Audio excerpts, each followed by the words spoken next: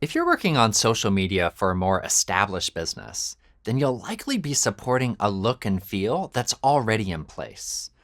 So, how can you best support an existing brand aesthetic? In this lesson, I want to share the most important elements of managing a corporate brand so that you can succeed at your key functions in that kind of framework. First, in order to best represent the company's brand on social, you'll need to probably follow a brand style guide.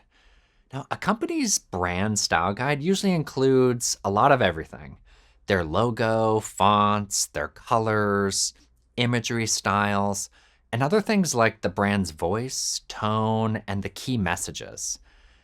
A brand style guide helps you ensure that you're creating content that works best for your audience and that every post is in line with the overall brand standards. So if your company already has one, awesome. All you have to do is follow it. But if you're in charge of creating a brand style guide for your company, check out the brand style guide templates that we provided for you in the course resources. A key element of managing a corporate brand is really about efficiency. Namely, you gotta have a content calendar. Having a social media content calendar helps you plan out your content enough in advance so that your company will always have a steady posting cadence.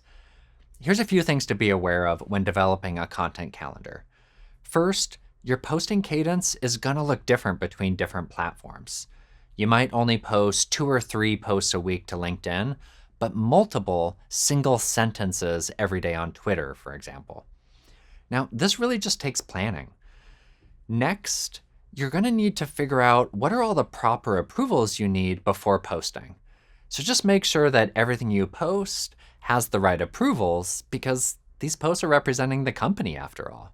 You'll likely get direction from the brand style guide on the major themes, trends, or goals you should focus on to best appeal to your company's audience. And then, this is the fun part, you get to decide how these ideas come to life. Adobe Express's content scheduler is built specifically to help you keep those posts rolling smoothly. Now, the tool connects directly to your social media platforms as well, so it really helps you take the guesswork out of having to create a content calendar. Okay, so once you're aligned to the company's brand standards, you set out your plan and scheduled your content. Now you need to measure the success of your posts. What does that mean? Every social platform offers data and analytics tools, so you can harvest all that raw data about your posts and then figure out what content worked well, what could be improved for next time, and share with your team what you're learning about social metrics.